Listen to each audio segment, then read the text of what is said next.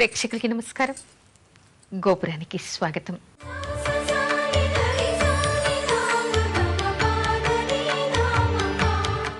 మేడి చెట్టు మూలాన దత్తాత్రేయుడు ఎందుకు ఉంటాడు? చాలా మంది మనకి చెప్తూ ఉంటారు. దత్త పురాణం చదివితే కూడా మనకి తెలుస్తుంది మేడి చెట్టు మూలంలో అంటే మొదట్లో దత్తాత్రేయుడు నివసిస్తూ ఉంటాడు అనేటువంటి విషయాన్ని చెప్తారు. ఎందుకు దత్తాత్రేయ స్వామి అంటే విష్ణుమూర్తి ఎందుకు అక్కడ ఉంటాడు, ఉండడానికి గల కారణం ఏమిటి అనే దానికి మనకి చాలా విషయాలు మనకి పురాణాల్లో కనపడుతూ ఉన్నాయి. అది ఏమిటి అంటే నరసింహ అవతారంలో లక్ష్మీ నరసింహస్వామి ఎప్పుడు అవతరించాడు? హిరణ్యకశ్యప వధ చేయడానికి, ప్రహ్లాదుణ్ణి రక్షించడానికి ఆయన అవతారం ఎత్తాడు. హిరణ్యకశ్యపుణ్ణి తన గోటి వేళ్లతో చీల్చి చెండాడి వధ చేశాడు ఆయన. అయితే హిరణ్యకశ్యపుడి ఉదరంలో ఉన్నటువంటి రక్తంలో ఉన్న విషము ఆయన గోళ్లలోకి వెళ్ళి వేళ్ళన్నీ కూడా మంట పుట్టాయిట. భరించలేనిటువంటి మంటతోనూ, తర్వాత ఉగ్ర నరసింహస్వామి అంటారు కదా, ఉగ్రంతోనూ క్రోధంతోనూ ఆయన ఊగిపోతూ ఉన్నట్ట హిరణ్యకశ్యప వధ జరిగిన తర్వాత. అప్పుడు లక్ష్మీదేవి మేడి చిగుళ్ళని మేడి పండును తెచ్చి ఆయనకి ఔషధిగా వాడిందట, ఔషధ సేవ చేసిందట. ఆ తర్వాత ఆయన ఉపశమించట. అంటే ఆ నరసింహస్వామికే ఔషధిగా పనిచేసినటువంటి మేడి చెట్టు కాబట్టి ఆ మేడి చెట్టు మొదట్లో నేను ఎప్పుడు నివసిస్తాను అంటే వరాన్ని ఇచ్చాడని, అందుకని ఆయన చెట్టు మొదట్లో ఉంటాడు అనేటువంటి విషయాన్ని కూడా చెప్తారు. అంతేకాకుండా నగ్రోధో ఉదుంబరో అశ్వత్థ అనేటువంటి విషయాలు అనే నామాలు మనకి విష్ణు సహస్రనామంలో కనబడుతున్నాయి. ఉదుంబరో అశ్వత్థ, ఉదుంబరం అంటే ఔదుంబర వృక్షం అంటారు, ఔదుంబరం అంటే మేడి చెట్టు, తర్వాత అశ్వత్థ అంటే రావి చెట్టు. ఈ రెండు చెట్ల మొదళ్లలో కూడా విష్ణుమూర్తి నివసిస్తాడు అనేటువంటి విషయాన్ని చెప్తారు. అయితే రావి చెట్టును రోజు ముట్టుకోకూడదు, ఎందుకంటే అక్కడ జ్యేష్ఠాదేవి ఉండాలి అని కూడా ఉంటుంది అని కూడా చెప్తారు. కాబట్టి కేవలం శనివారం మాత్రమే రావి చెట్టును ముట్టుకుంటారు. కానీ ఔదుంబర వృక్షాన్ని ఎప్పుడైనా ముట్టుకోవచ్చు, ఎప్పుడైనా ప్రదక్షిణలు చేయవచ్చు, ఎప్పుడైనా పూజించవచ్చు. అంటే ఆ చెట్టు మొదట్లో ఆయన నివసిస్తూ ఉంటాడనమాట. ఇంతేకాకుండా దీనిలో ఎన్నో ఔషధీ గుణాలు ఉన్నాయి అనడానికి మనకి అనేక తర్కాణాలు కనపడుతూ ఉన్నాయి. అదేమిటంటే పూర్వకాలం భృగువు తన భార్యకి, భార్య తల్లికి కూడా భార్య కోరిక మేరకు సంతానం కలగటం కోసం అని చెప్పేసి మంత్రించినటువంటి ఒక ఔషధాన్ని ఇస్తాడు. ఇచ్చి ఆయన చెప్పిన విషయం ఏమిటంటే ఈ మందును, ఈ ఔషధాన్ని మీరు స్వీకరించి ఒకరు రావి చెట్టుని, మరొకరు మేడి చెట్టుని ఆలింగనం చేసుకోండి, ఆ తర్వాత మీకు సంతాన ప్రాప్తి కలుగుతుంది అనేటువంటి విషయాన్ని చెప్తాడు. అంటే ఈ రెండు చెట్లల్లో కూడా ఔషధీ గుణాలు, ముఖ్యంగా సంతానోత్పత్తికి కావలసినటువంటి అన్నీ కూడా ఇందులో దొరుకుతాయి అనేటువంటి విషయం మనకి చెప్పకనే చెప్తోంది పురాణం. ఇక్కడ మనకేమిటి సంతానానికి, ఆ తర్వాత శరీరంలో ఉన్నటువంటి క్రోధ, తర్వాత విష గుణాలన్నీ పోవడం కోసం కూడా ఈ మేడి పండుని, మేడి చెట్టుని, మేడి చిగుళ్ళని మనం వాడుతూ ఉన్నాం. అంతేకాకుండా మనకి ఇంకో కొన్ని కూడా కనిపిస్తాయి. శ్రీమంతోన్నయనం అని చేస్తారు. అంటే గర్భిణీ స్త్రీలకి మనకి ఇప్పుడు చేయట్లేదు, కానీ పూర్వకాలం శాస్త్రానుసారం ఏమిటంటే హోమం చేసేటువంటి పద్ధతి కూడా ఉంది. అయితే ఈ సీమంతోన్నయనం ఏమిటంటే సీమంతం అని ఈరోజు మనం అనుకుంటున్నాం, సీమంతోన్నయనం అంటారు. ఆ కార్యక్రమంలో కూడా మేడి చిగుళ్లను వాడేటువంటి పద్ధతి మనకి కనపడుతోంది. అంతేకాకుండా పూర్వకాలంలో గర్భిణీ స్త్రీలు ఏదైనా అవస్థ పడుతూ ఉన్నప్పుడు 4, 5, 6 మాసాల్లో మేడి చిగుళ్లను తెచ్చి బియ్యం పిండితో కలిపి వాళ్ళ ఉదరం మీద అంటే గర్భం మీద పెట్టడం వలన లోపల ఉండేటువంటి ఎన్నో వ్యాధులు పిండానికి పోతాయి అనేటువంటి విషయాన్ని కూడా మనకి చెప్తారు. అంటే ముఖ్యంగా గర్భిణీ స్త్రీలకి, సంతానం కావాలి అనుకునే వాళ్ళకి, సంతానోత్పత్తికి కూడా ఈ మేడి చెట్టు ఒక దివ్య ఔషధంలాగా పనిచేస్తుంది అని అంటారు. అందుకని చాలామందికి సంతానం లేని వాళ్ళకి చెట్టు చుట్టూ కూడా ప్రదక్షిణలు చేయండి అంటారు. అంటే ప్రదక్షిణలు చేయటం వల్ల అక్కడ ఉండేటువంటి గాలిని పీల్చడం, దీనిలో వైద్యపరమైనటువంటి అనేక సంకేతాలు మనకి కనపడుతున్నాయి. అంటే ఎక్కడ మనకి ఔషధం లభిస్తుందో, ఎక్కడ మనకి ప్రాణాన్ని రక్షింపబడుతుందో, దేనివల్ల మన ప్రాణం రక్షించబడుతుందో, దేనివలన మనకు ఉపయోగం ఉందో అదొక భగవత్ స్వరూపంగా మనం భావిస్తాం.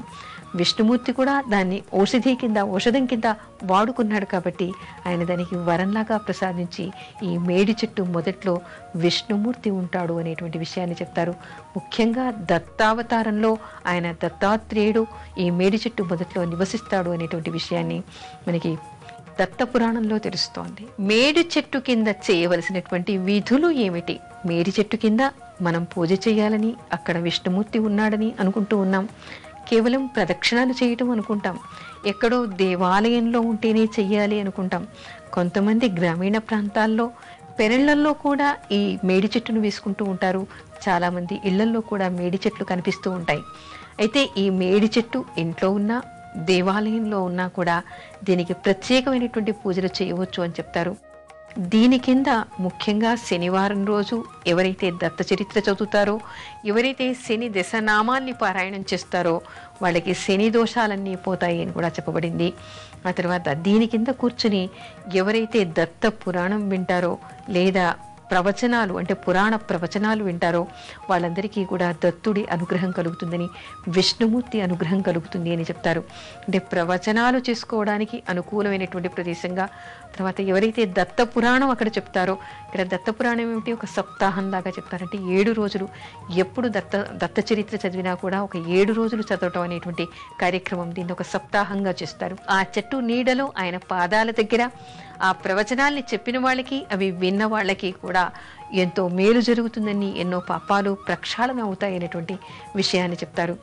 అక్కడ చేసేటువంటి దీపారాధనకి ఎవరు నిత్యం మేడి చెట్టు కింద దీపారాధన చేసి ప్రదక్షిణలు చేస్తారో వాడికి ఉన్నటువంటి దోషాలన్నీ పోతాయని, ఎవరు మేడి చెట్టు కింద ప్రదక్షిణలు చేస్తారో వాళ్ళకు ఉన్నటువంటి రోగాలన్నీ కూడా పోతాయని, లోపాలన్నీ సవరించబడతాయని, తర్వాత ఎవరు ఆ చెట్టు కింద అన్నదానం చేస్తారో వాళ్ళకి ఉండేటువంటి దరిద్ర బాధలన్నీ తీరుతాయని కూడా చెప్తారు.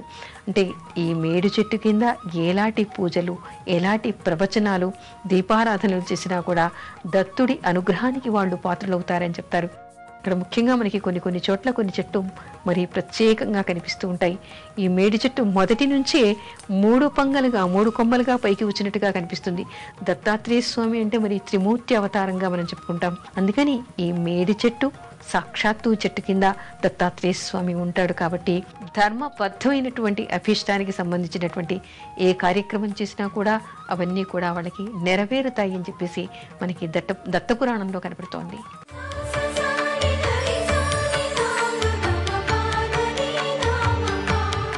సకల కోరికలు వెంటనే తీరే వ్రతం ఉందా?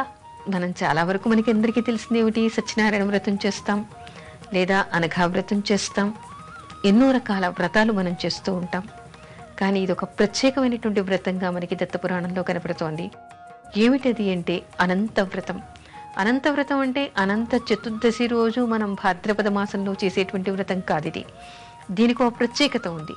అదేమిటంటే మార్గశిర మాసంలో మృగశిర నక్షత్రం రోజు ఈ వ్రతాన్ని ప్రారంభించాలి అంటారు.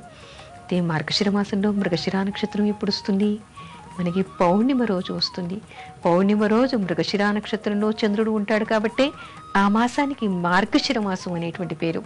అందుకని మార్గశిర మాసంలో మృగశిర నక్షత్రం రోజు, ఆ తర్వాత పుష్యమాసంలో పుష్యమీ నక్షత్రం రోజు. అంటే ఏం తెలుస్తోంది ఇక్కడ? పుష్యమీ నక్షత్రంలో ఎప్పుడు వస్తుంది మనకి? పుష్యమాసంలో పుష్యమీ నక్షత్రంలో చంద్రుడు ఎప్పుడు ఉంటాడు? పౌర్ణిమ రోజు ఉంటాడు. మాఘమాసంలో మఖా నక్షత్రంలో చంద్రుడు ఉన్నప్పట్టే ఆ మాసానికి మాఘమాసం అనేటువంటి పేరు వచ్చింది. అంటే అప్పుడు కూడా పౌర్ణిమ రోజే మఖా నక్షత్రం ఉంటుంది. ఇక్కడ మనకి చెప్పేటువంటి విషయం ఏంటంటే మార్గశిర మాసం మొదలుకొని మళ్ళీ మార్గశిర మాసం వచ్చే వరకు ప్రతి నెల ఆ మాసానికి సంబంధించినటువంటి నక్షత్రం ఉన్నటువంటి సమయంలో, అంటే సూర్యోదయానికి ఆ నక్షత్రం ఉండొచ్చు లేదా సూర్యాస్తమయానికి ఆ నక్షత్రం ఉండొచ్చు. నక్షత్రాలు కేవలం పౌర్ణిమ రోజు మొత్తం రోజంతా ఉన్నప్పటికీ ఒక్కొక్కసారి మధ్యాహ్నానికి అయిపోతూ ఉంటాయి, ఒక్కొక్కసారి మధ్యాహ్నానికి మొదలవుతూ ఉంటాయి. అంటే ఏ పూజ ఎవరికి చెయ్యాలి అంటే అనంతుడికి పూజ చెయ్యాలి. అనంతుడెవరు? విష్ణుమూర్తిగా చెప్తాం. అనంతుడు అంటే మనకి మన భూమిని మోసేటువంటి వాడు కూడా అనంతుడు, నాగేంద్రుడుగా మనం చెప్పుకుంటాం. అనంతుడు అంటే అంతము లేనటువంటి వాడు అనంతుడు. ఆ అనంతుడికి పూజ చేయాలట. అయితే చేయటానికి కూడా ఇక్కడ ఒక ప్రత్యేకమైనటువంటి కార్యక్రమాన్ని చెప్పారు.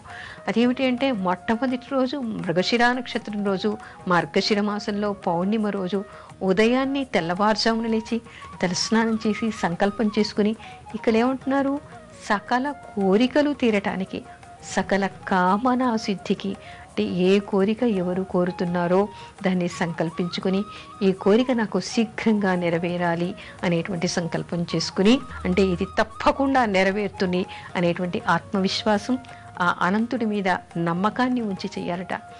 అయితే ఇక్కడేమిటి, ఆ నక్షత్రం ప్రారంభంలో మృగశిర నక్షత్రం ఉన్నప్పుడు ఉదయాన్నే ఆయన ఎడమ పాదానికి పూజ చేయాలట. ఎడమ పాదానికి మొట్టమొదటి రోజు ఏమిటి, మార్గశిర మాసంలో ఎడమ పాదాన్ని ముఖ్యంగా పూజించాలి. ఆ తర్వాత కటి భాగాన్ని, అంటే పుష్యమి నక్షత్రం పుష్యమాసంలో కటి భాగాన్ని పూజించాలి. ఇలా ఒక్కొక్క పౌర్ణిమ రోజు ఒక్కొక్క భాగాన్ని పూజించడం అనేటువంటి ప్రత్యేకత ఈ వ్రతంలో కనపడుతోంది. ఆ విధంగా మొత్తానికి సర్వాంగ పూజ ఈ 12 నెలలు అయ్యేసరికి పూజించి అనంతుడి మీద నమ్మకం పెట్టుకొని ఎవరు పూజిస్తారో వాళ్ళకి సకల కామనలు నెరవేరుతాయి. ఇది తథ్యం, ఇది నిజం అనేటువంటి విషయం మనకి దత్తపురాణంలో కనపడుతోంది. అనంతుడు అంటే ఎవరో కాదు, సాక్షాత్తు విష్ణుమూర్తి, అంతము లేనటువంటి వాడు, సర్వవ్యాధి నివారణ మంత్రంగా అచ్యుతానంత గోవింద అని చెప్పుకుంటాం. అచ్యుతుడు అంటే చ్యుతి లేనటువంటి వాడు, అనంతుడు అంటే అంతము లేనటువంటి వాడు, గోవిందుడు అంటే సత్వగుణం కలిగినటువంటి అందరినీ రక్షించేటువంటి వాడు విష్ణుమూర్తి. ఆయనను పూజించడం వలన, ఈ వ్రత విధానం పాటించడం వలన సకల కామనలు శీఘ్రమే, అంటే ఈ వ్రత విధానం పూర్తయ్యేసరికి వాళ్ళకి ఆ కామనలన్నీ కూడా పూర్తవుతాయి, అభీష్ట సిద్ధి కలుగుతుంది అని చెప్పేసి మనకి దత్తపురాణంలో కనపడుతోంది.